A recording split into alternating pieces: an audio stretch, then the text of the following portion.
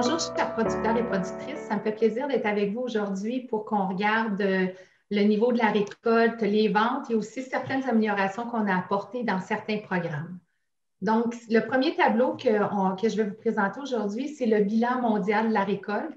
Donc, encore une fois, cette année, ça a été une récolte record pour le Québec. On a produit tous ensemble 175 millions de livres. Aux États-Unis, ils ont produit près de 51 millions de livres et les autres provinces ont produit un peu plus de 14 millions. Donc, ce qui nous donne au total en Amérique du Nord plus de 240 millions de livres qui ont été produits, tandis que l'année dernière, on avait produit tous ensemble 223 millions de livres.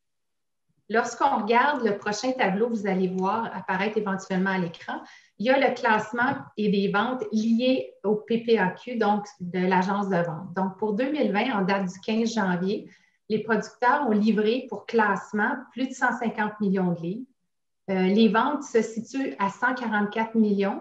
De ce 144 millions, une grosse partie est déjà facturée, mais il reste encore des ventes et des commandes qui seront facturées là, dans les prochaines semaines d'ici le 27 février.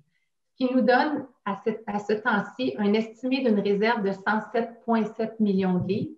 On se rappelle que la réserve est en deux volets. Le volet industriel, qui lui se situe autour de 17,8 millions, et le volet typique ou bon goût, 89,9. On peut aussi regarder l'inventaire sous un autre angle, qui est le intra ou le hors contingent. Donc, présentement, en intra-contingent, on est à plus de 74 millions pour 33 millions de livres de hors contingent.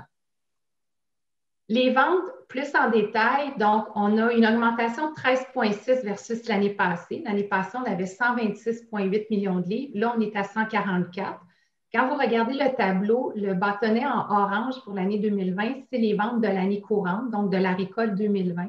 Elle se situe à près de 131 millions de livres et on a 12,8 millions de livres des années antérieures là, et le tout sera payé là, au 15 mars 2021.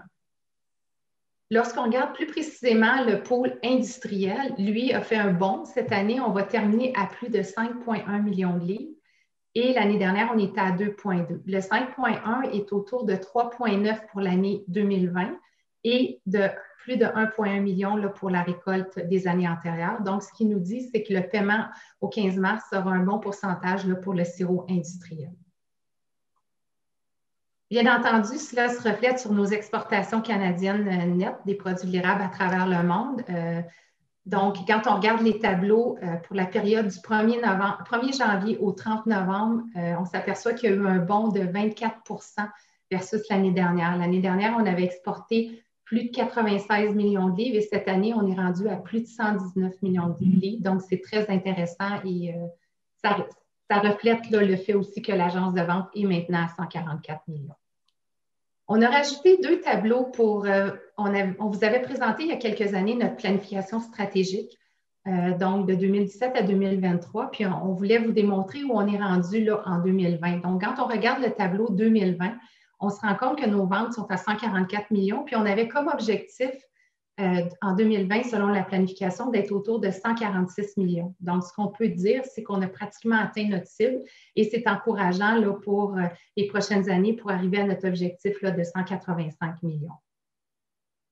Le pôle industriel, lui, a déjà atteint la cible qu'on s'était fixée pour 2023, donc c'est très encourageant. On est déjà à plus de 5 millions et on pensait être seulement à 5 millions en 2023. Donc, pour cette catégorie, les ventes sont en grande progression et c'est très intéressant.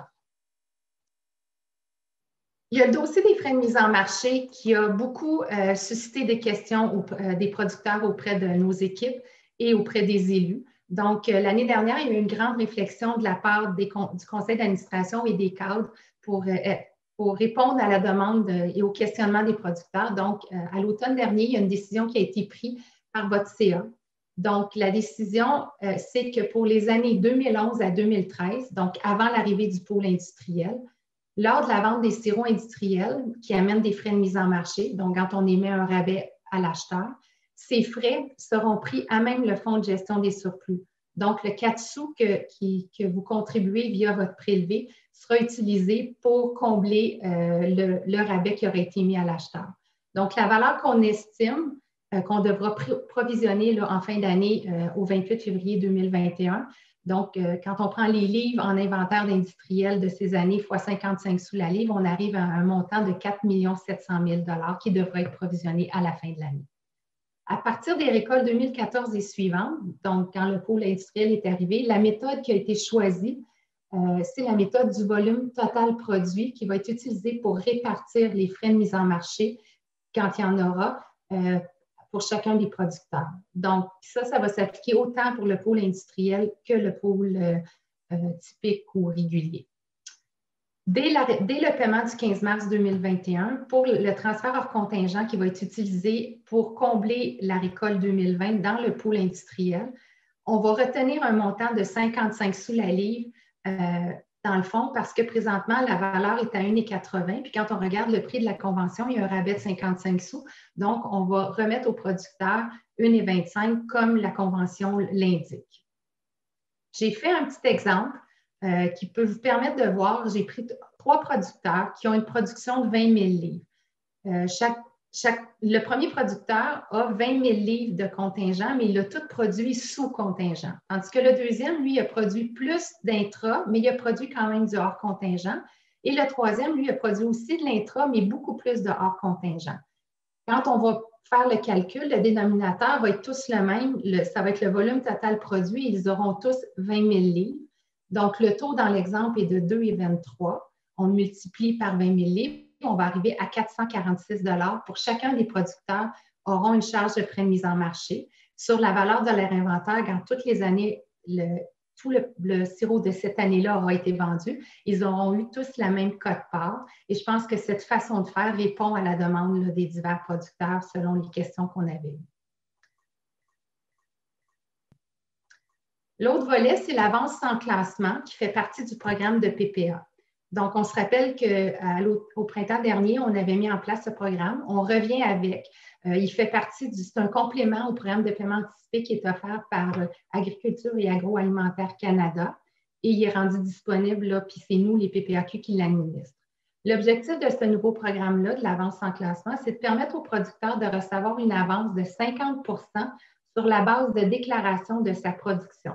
Donc, ce que ça fait, c'est que ça va rendre plus rapidement de l'argent aux producteurs qui vont y participer et ça enlève aussi une certaine pression sur le classement. Ce que vous devez faire, vous, comme producteur, bien entendu, vous devez avoir rempli votre formulaire pour le paiement anticipé que vous allez pouvoir faire dans les prochaines semaines. Remplir le formulaire de déclaration de production lorsque vous avez terminé votre production. Vous allez indiquer le nombre de barils que vous avez produits et que vous voulez livrer à l'agence de vente.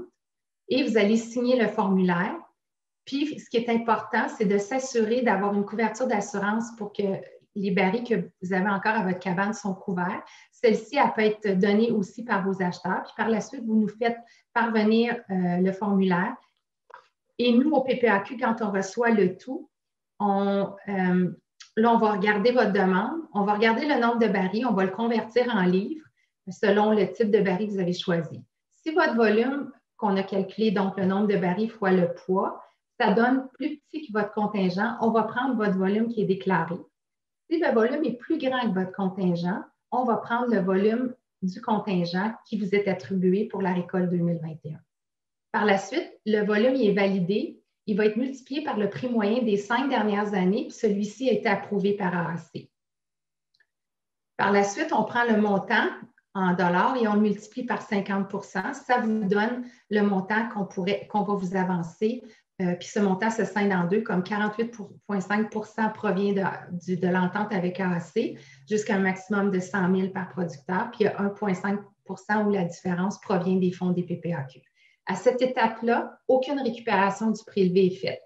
La seule récupération qu'on fait, c'est si le producteur a participé au programme d'avance à l'entaille, on récupère l'avance à l'entaille.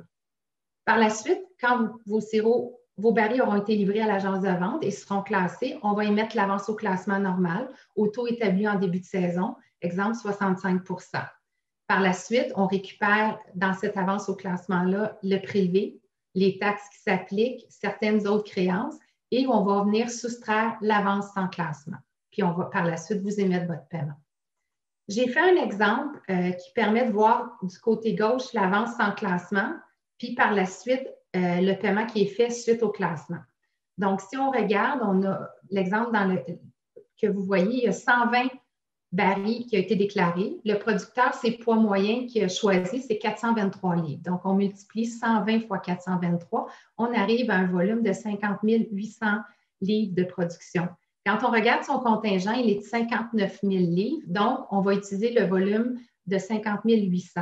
On va le multiplier dans l'exemple à 2,83. Ça nous donne une valeur estimée de 143 764 qu'on va venir multiplier par le 50 qu'on peut émettre. Donc, ça lui donne une valeur de 71 882.